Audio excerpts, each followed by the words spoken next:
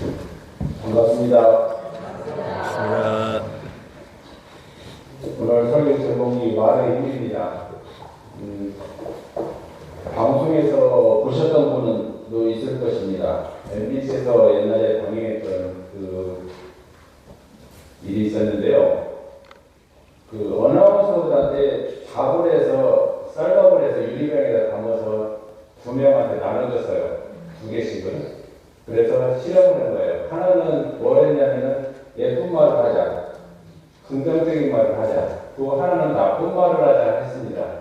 근데 한 아나운서는 그것을 4년 만에 진행을 이렇게 사회 프로그램인데 진행을 했는데 한 명은 하다가 맞았어요. 그래서 이 결과가 안 나왔는데 4년 동안 그 아나운서의 그 유리강에 있는 가루 변화는 어떻게 됐냐? 예쁜 말을 했던 것에서는 하얀 곰팡이가 들고 구수한 냄새가 나는데 이 나쁜 말을 했던 것에는 검은색으로서 진짜로 보기 싫은 곰팡이가 들고 아주 고약한 냄새가 났어요. 그랬을 때 그 아나운서들도 이 하나는 무생물인데 어떻게 그것이 변화가 있는가 서로가 놀랄 것입니다. 그러고 나면 이제 또 학교에서도 또 이 실험을 했어요. 그 철원의 기마초등학교에서 중학생이 애들을 데리고 이 밥하고 양파를 가지고 또 실험을 한 것이에요. 그 영상에 나왔던 겁니다. 그럴 때 애들한테도 이것을 똑같이 시켰어요. 이건 애들한테 제목이 뭐냐? 말의 힘이라고 해서 시킨 거예요. 그래서 오늘 제목이 제가 말의 힘인데 이걸 했을 때 무슨 결과가 나왔냐? 아이들한테 이제 했어요. 한쪽 유리병에는 고마워, 사랑해, 넌 할 수 있어 하는 듣기 좋은 소리를 하라고 다른 쪽에는 미워, 못생겼어, 짜증나 이런 식으로 해서 3주 동안 이 밥을 관찰을 한 거예요.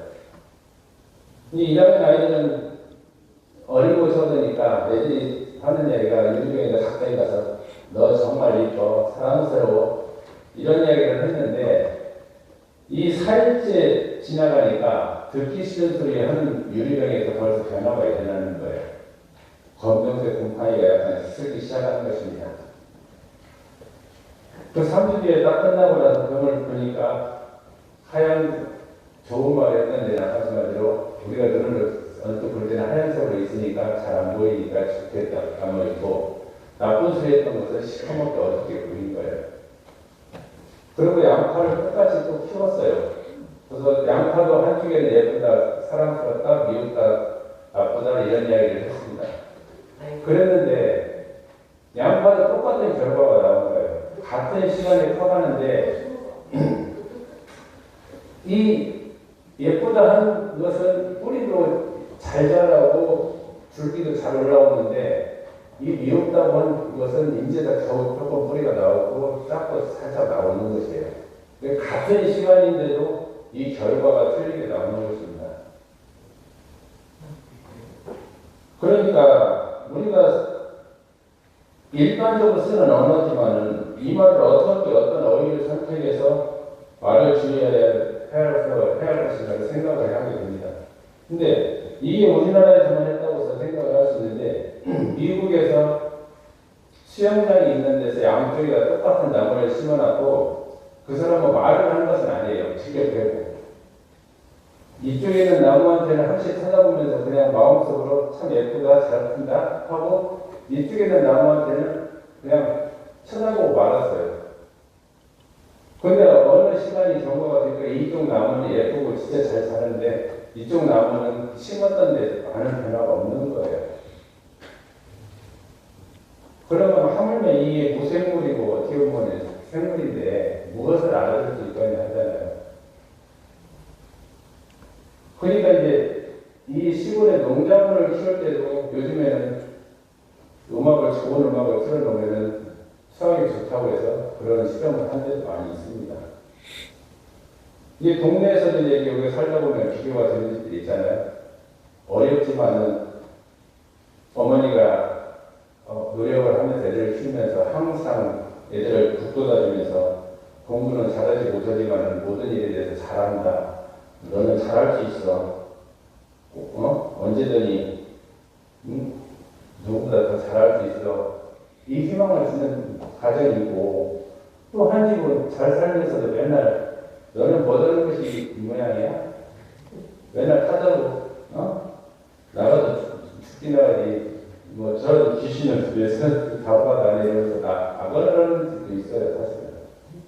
그렇게 이 자녀들을 키우는 성장하는 과정을 보면은 좋은 말 듣고 자라나는 밖에 나가서도 오롯하게 모든 사람들한테 행동을 하기 때문에 칭찬을 받고 서로 북돋아주기 때문에 잘 자라요. 그리고 공부를 아주 잘하지 못했지만 그래도 순서를 밟아서 학교를 진학을 하고 있습니다. 그지만은 이게 아까제 타다고 잘 살지만 타다고 어렵게 사는 집은 나중에 보면 이 학교도 제대로 배우고 못하는 경우가 많습니다.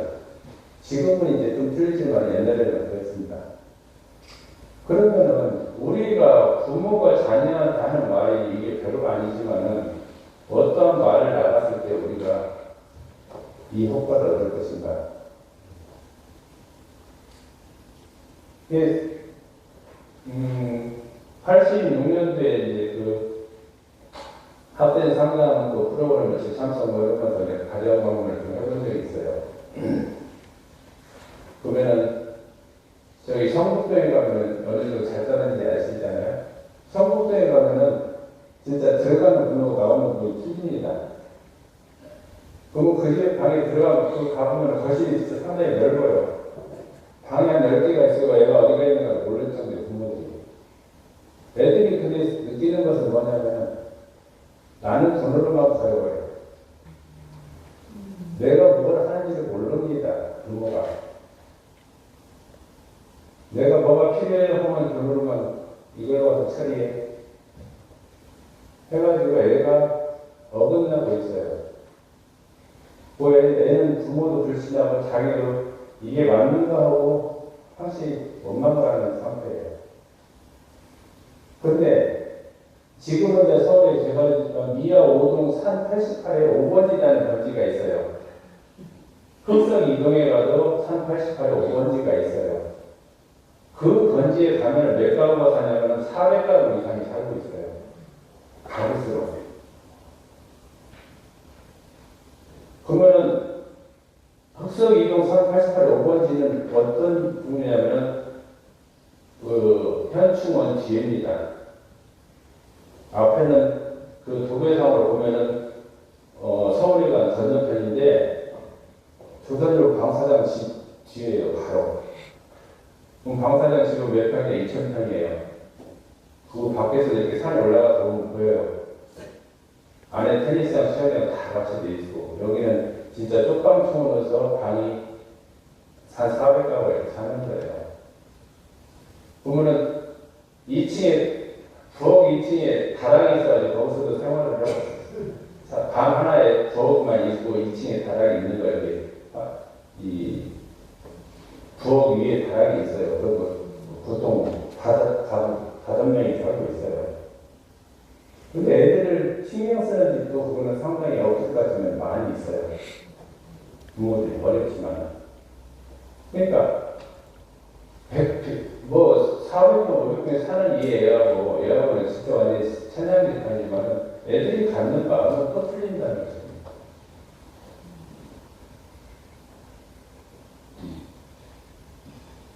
그러니까 어떻게 내가 말을 하고 어떠한 일건으로서 서로를 대할 것인가 하다 보면은 그 아이들은 칭찬을 받고 자라나는 눈치를 보지 않나요, 잘.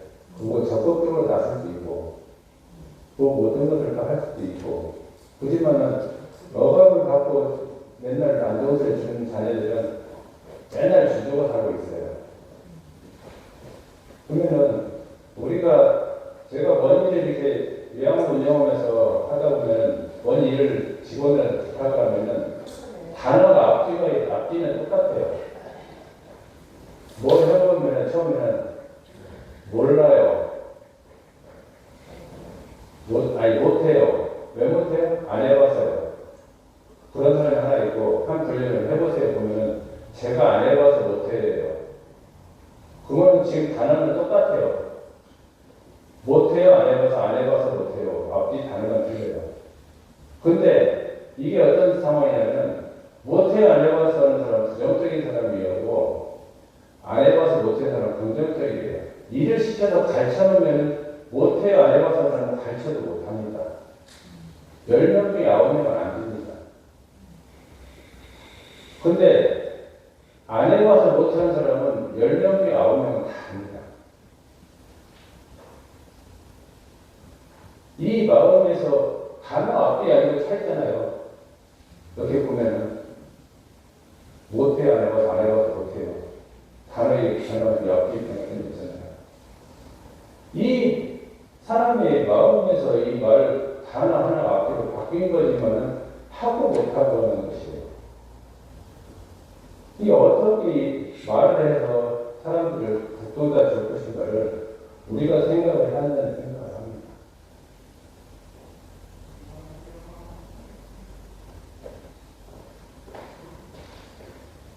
아까 이야기했지만 가정 형편이 어렵다고 해서 못 되는 경우가 없고 잘 산다고 해서 모든 것이 잘 되는 건 없습니다. 지금은 경제적으로 여유가 있어서 여유가 있는 집애들이 잘 되는 경우가 더 많아요. 어려워서 잘 되는 경우는 지금 좀 적습니다. 그 집은 인성적으로 비교할 때는 실질적으로 잘 사는 집 아이들이 인성적으로 문제가 더 많이 지금 사회적으로 되고 있잖아요. 뉴스에서도 맨날 나오는. 그러니까 이 자녀들한테, 가족들한테, 주변 사람한테 어떻게 내가 말을 할 것인가. 이게 저도 반성을 하는 것 중에 하나지만은 내가 자녀들한테 어떻게 이야기하고 내가 엉글거리면서 어떻게 생활을 했는가. 여기서 제가 무슨 이야기고 그런 이야기해요. 여기서 이야기하는 것도 내려가서 이야기하는 것도 틀렸을 때 받아들이는 생각을 어떻게 할 것인가. 모든 사람이. 내가 여기서 시작은 원불교 교단에서는 불법으로 배웠다고 이야기를 하는데 나가서는 교단 밖에 나가서는 일반인하고 차이가 없을 때는 저는 다른 사람이 볼 때는 쟤 뭐야? 저 사람 뭐야? 우리 자녀나 내 주변 사람들이 똑같습니다. 내가 오늘 법사하고 어떻게 되면 출발자고 저되면 다른 사람들 모험에 대해서 사람들이 나를 따라올 수 있게 나를 믿고 원불교가 뭔가를 알아볼 수 있게 하는데 쟤는 오버가 있는데 뭐 하는 거야? 이런 소리를 들었다면 신의 종교인으로서 좀 어떻게 보면 좀 표현이 그렇습니다만 그래서 우리가 이 교화도 똑같습니다. 교화하는 방법도 내가 지켜서 말을 하는 방법, 내가 어떻게 행동을 했을 것인가. 우리나라 제일 큰 교당이 대표적인 것이 강남교당을 알고 계시죠?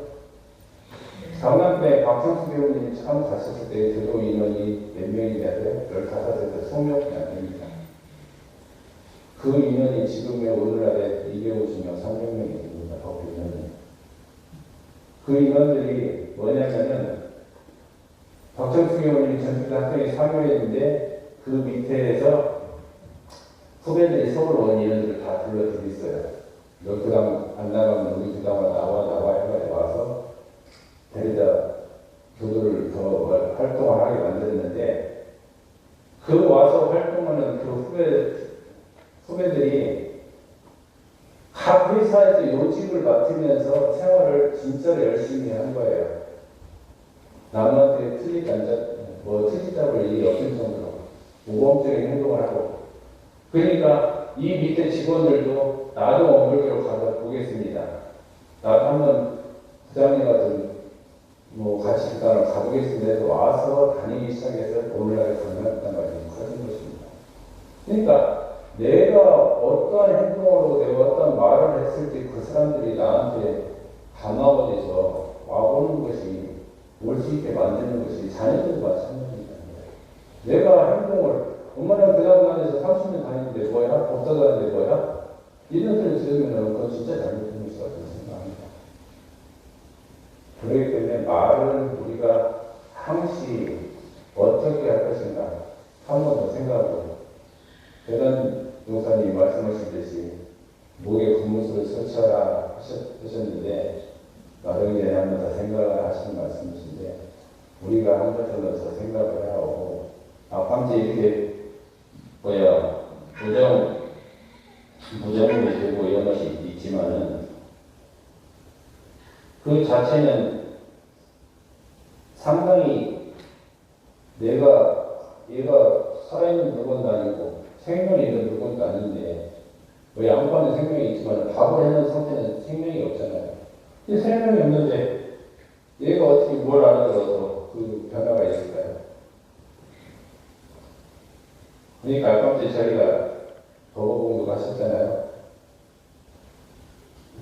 내가 듣지 않더라도 그 사람 옆에 없더라도 미워하지 말고 나빠하지 말고 욕하지 말고 다 하라는 말씀하셨잖아요.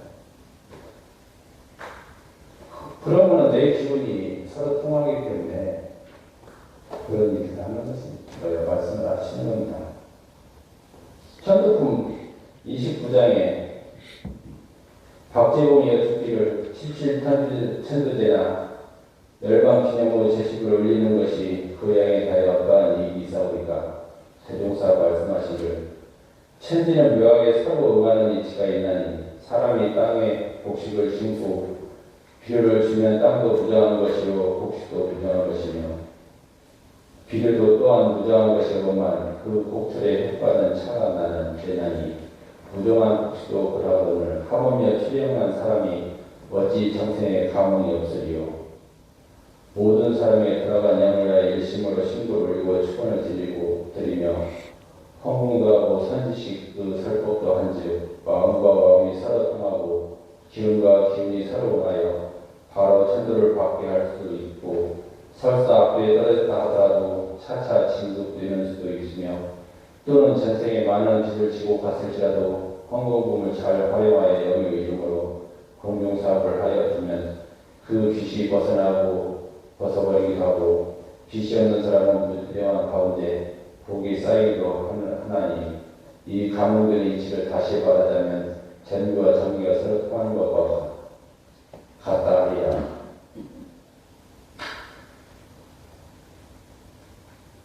세상에 천진이라는 말이 있는데 사람과 하늘이 무슨 관계가 있어서 하늘 천자를 붙잡는가? 천이라는 허공 벗기를 드러내며 허공 벗기로서 냄새도 없고 맛도 없고 만질 수도 없고 본래 나와 둘이 아닌 하나로 거기에 묘한 기운이 있어서 정성이 지극할 때에는 감흥이 일어나는 것이다.